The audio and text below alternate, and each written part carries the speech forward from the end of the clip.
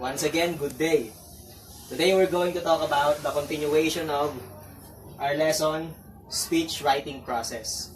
As you can see, we paused from the first 5 steps, and then today we're going to resume on the sixth step. Okay? So, the 6th step in our process, in our speech writing process, is outline. What do we mean by outline? It is a hierarchical list of related ideas. Now, when you say hierarchical, there is a certain order. Let's say from top to bottom, highest to lowest, general to specific. So there is such an order on that list. A list means a written text. Okay? So of what? Of related ideas. So again, the general idea is related to the specific ideas. Here is an example. So here we have our general idea or our general topic is speech writing process. And then under them, or under it, the specific ones. So as you can see, you have there audience analysis. Okay? Number 1, number 2, purpose. And also under these numbers, these Arabic numbers are letters. It depends upon the choice or your choice as a writer, as the one writing the outline.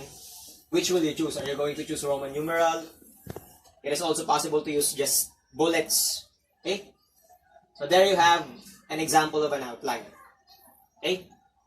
As I mentioned earlier, outline is the sixth step in our speech writing process. Under the outline, you can include introduction, body, conclusion. Just like in any paragraph, okay, a speech also includes these 3, if it is in sentence form. Okay? So later I will explain each of these. When you're done with the outline, the next step is to edit, or editing, or revising.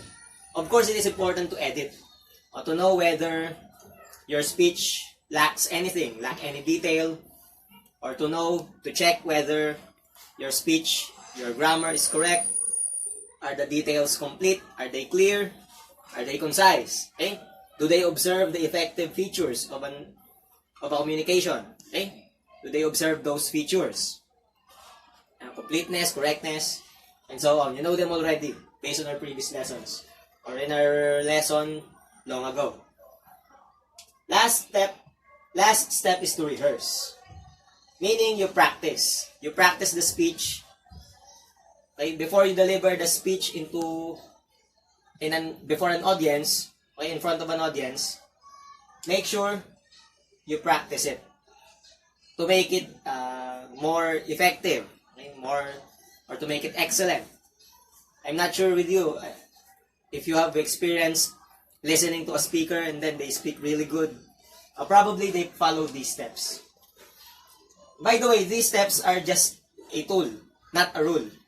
Meaning, you can skip some of them if you have mastered it already, or if you have mastered them already, or you can interchange their order. You may go back to audience analysis after rehearsing, to see if you have really known the audience, or you may go back to data gathering. Again, it's not a rule. It's just a tool. Speaking of that, I have this diagram. So, as you can see, these are also the steps in gerund form. Okay, so you have the conducting an audience analysis, determining the purpose, and so on. And the arrows indicate a cycle. As I mentioned earlier, you can always go back to step 1 if you think you're not yet done editing, revising. Okay, it's not the end of the process. You can always go back before the actual delivery of your speech in public, whatever that speech is. Okay? Just to make your speech, again, excellent. So I hope you prepare that way. As I mentioned earlier, I will try to explain the parts of the outline or the parts of the speech itself. Again, it starts with an introduction wherein you may catch the listener's attention. It's important to get their attention, of course, to keep them engaged in listening. You may also present your main idea, meaning your topic or your purpose. You may say, this is to share about, or this is to inform you about, okay? I would like to speak about, and so on. Okay, so again, present your purpose, whether you're informative, persuasive, or whether you would like to simply entertain. Okay? They can all be in the introduction part. Next is the body, wherein you will present the details. Details may include your explanations about your main idea, your examples, specific ones, and the facts or the data you have gathered. Okay? So that's the body. And then conclusion, wherein you may simply summarize your entire speech, or you may restate your introduction. You may give emphasis, let's say, to your purpose, to your topic. Or you may call for action. You may ask the audience, now, what shall we do? Or you may challenge them regarding the speech you have informed them. So again, it's just a restatement of what you have first mentioned here. I can compare it with a sandwich. Okay? Just like that. It looks good. Okay, so introduction is the bun on the top. So it presents your main idea. And then the body the body is the filling. Whatever the filling is it a burger, cheese, okay, veggies? So they contain your details. And then another bun, which represent again the restatement of your introduction. So that is just easy to remember.